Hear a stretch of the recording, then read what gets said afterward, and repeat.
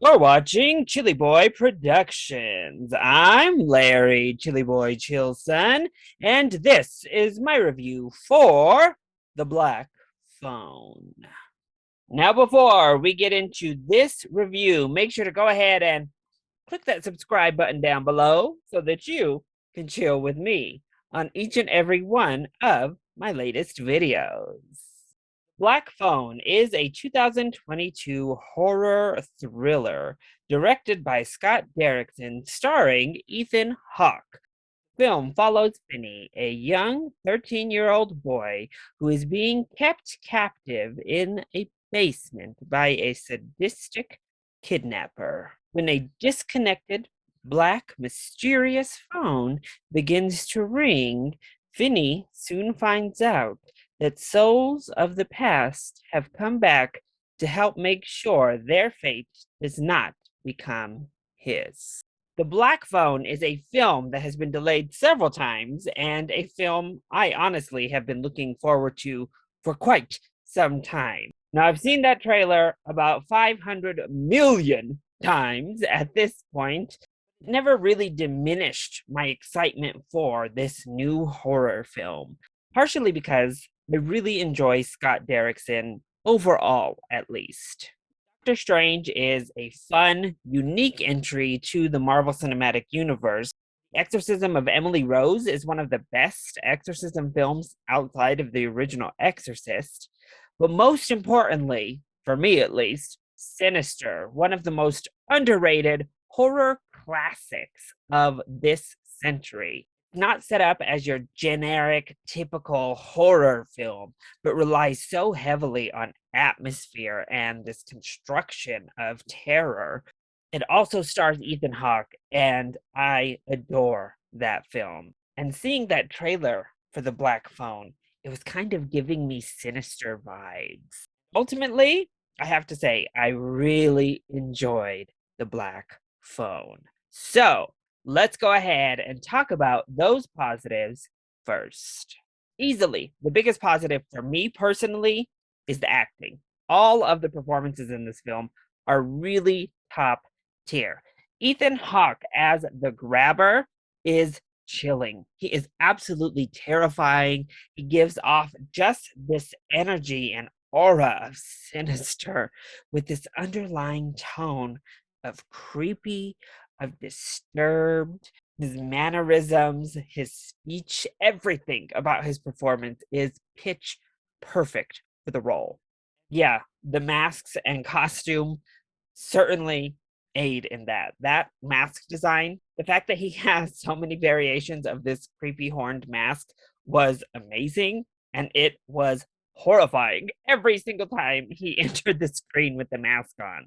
Mason Thames, who plays Finney, our main protagonist of the film, is fantastic. A young actor who really sells this material. He's earnest. He feels like a 13-year-old would in this type of scenario, and he's able to sell every emotional beat. And a surprise star, Madeline McGraw, the younger sister of Finney, is simply amazing. There is one scene that is quite disturbing with her character. And surprisingly, it actually comes before we really have much to do with the grabber. You want to talk about scream queens? You want to talk about some of the best crying I have ever seen, not just from a child actor, but period? McGraw delivers this visceral, pained performance that really like threw me aback. It was so convincing. Not only that, when she is in other modes, she's so charismatic and likable. She has this effortless charm that just sings off the screen, and she sells everything the character needs. She was really a delight, and the acting performances across the board really make this script work. And of course, there's Scott Derrickson himself.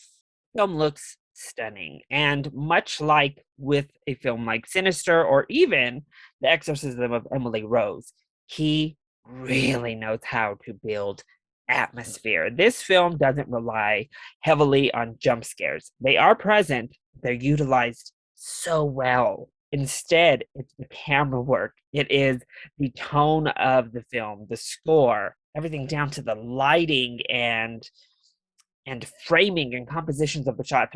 Derrickson put to really Derrickson directed everyone so well to get this fantastically disturbing atmosphere that keeps you hooked and invested right from the start. Now, this is adapted from The Black Phone by Joe Hill.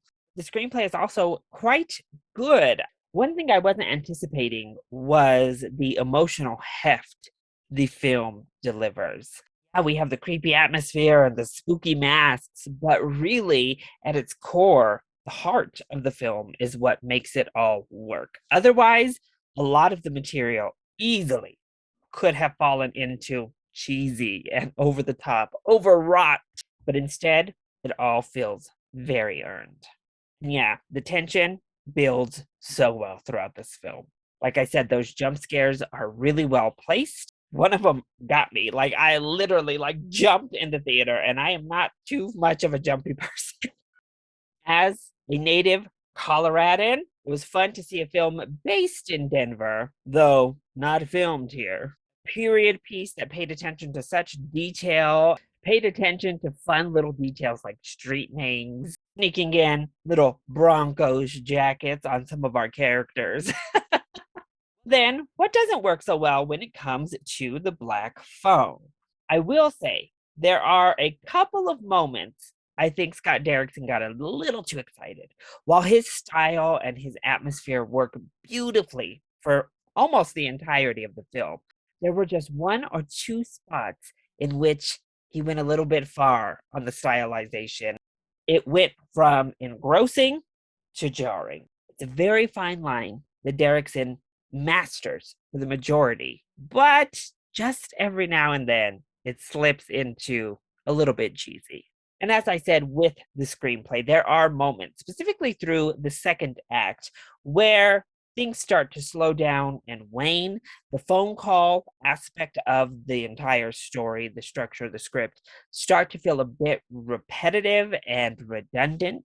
Even as we're discussing different aspects with different spirits, there's a stretch through that second act where we don't feel like we're really progressing to anything.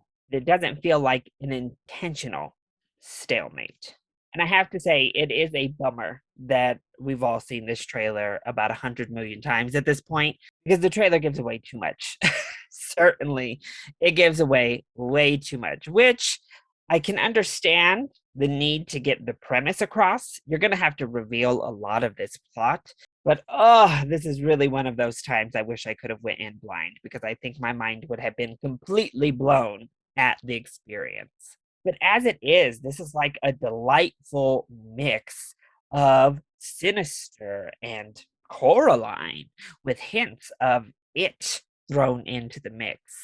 Creates great atmosphere with a gripping, heartfelt story that will have you engaged from start through to the finish, with some amazing performances, including some great child performances that I won't soon forget. If you are a horror fan, go in expecting more of a thriller horror rather than some bloodfest murder spree. And I think you're really going to enjoy yourself with The Black Phone. And yeah, it deserves that full price ticket. See this puppy at a late night showing. That is my review for The Black Phone. I hope you enjoyed it. If you did, go ahead, click like down below and subscribe to the channel so that you are always up to date on all of my latest videos.